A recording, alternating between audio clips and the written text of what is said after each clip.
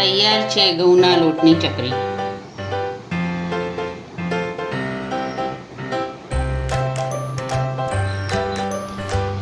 આજે આપણે ઘઉંના લોટની ચકરી બનાવવાના છીએ. એના માટે મેં એક નાની તપેલી ઘઉંનો લોટ લીધો છે. જે આપણે રોટલી બનાવીએ છીએ એ ઘઉંનો લોટ.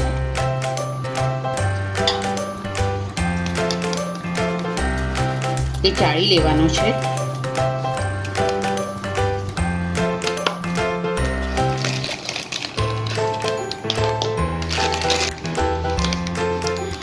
હવે 2 નાની ચમચી ચણાનો લોટ નાખવાનો છે.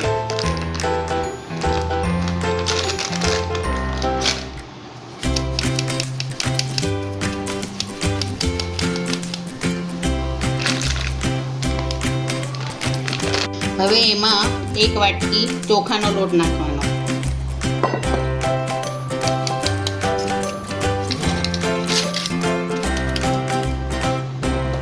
હવે આ ત્રણેય લોટ મિક્સ કરવાનો.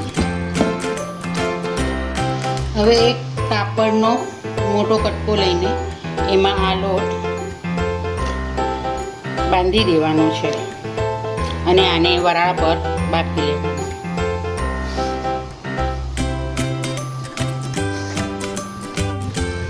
હવે એક કઢાઈમાં પાણી ગરમ કરવા મૂકીને કાટલો અંદર મૂકવાનો. પછી આ જે લોટ બાંધ્યો છે એ તપેલીમાં મૂકી ઉપર ઢાંકણ ઢાંકી દેવાનું.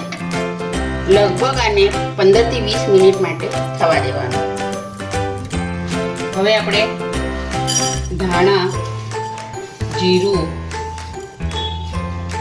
મરી અને ઇલાયચી, દાલચીની, લવંગ, તલ, અજમો અને વરિયાળી બધું મિક્સ કરીને સેજ ગરમ થાય એટલે શેકી લઈએ. વધારે શેકવાનું નથી.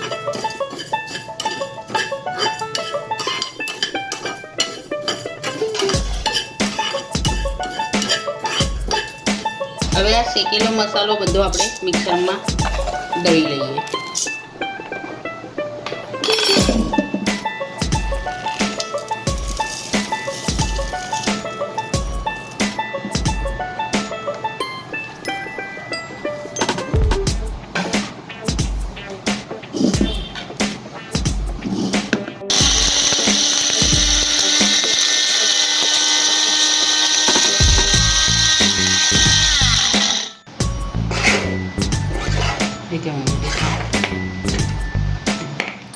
હવે આમાં સેજ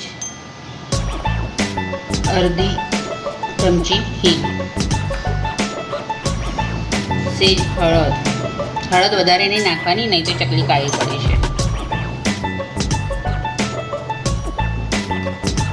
2 મોટા ચમચા લાલ મરચું પાવડર, અડધો ચમચો આમચૂર પાવડર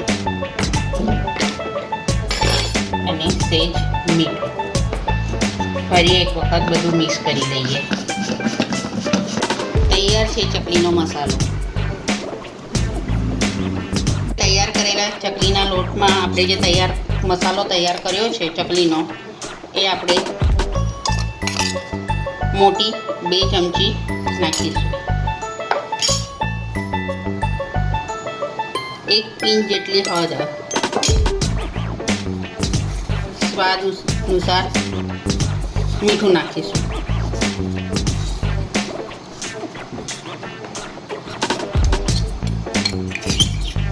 એક ચમચી લાલ મરચું. આપણે મસાલામાં તો તલ નાખ્યા છે, પણ ઉપરથી પણ તલ નાખવાના. સેજ અજમો હાથમાં લઈને ક્રશ કરીને નાખવાના.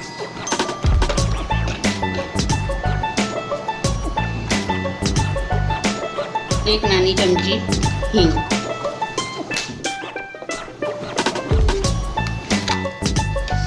સ્વાદને બેલેન્સ કરવા માટે અડધી ચમચી દળેલી ખાંડ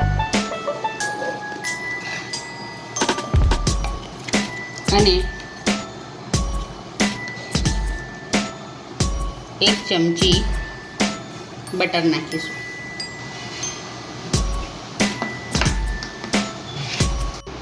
હવે સેજ તેલ નાખવાનું. તેલ વધારે નહીં નાખવાનું, નહીં તો ચકલી અંદર પસરી જશે. હવે બધું મિક્સ કરી દેવાનું અને પાણીથી લોટ બાંધી લેવાનો. હવે ચકલીના લોટને સેજ ઢીલો કરી લેવાનો, વધારે નહીં કરવાનો, સેજ જ કરવાનો. પછી એક આવો સંચો લેવાનો, એમાં આ રીતના જાળી આવે છે ચકલીની, એ અંદર કરવાની અને પછી આ લોટ એમાં ભરી દેવાનો સંચામાં.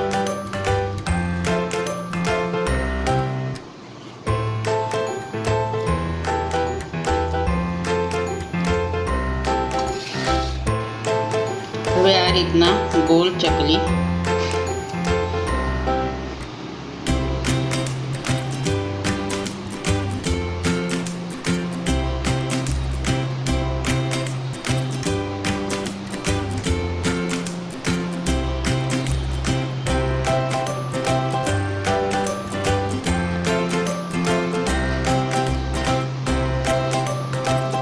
હવે આ તેલ ગરમ થઈ ગયું છે.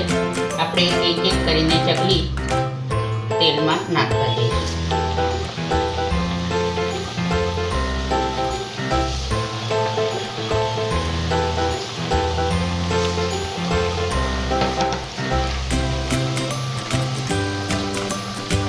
તૈયાર છે ઘઉંના લોટની ચકલી.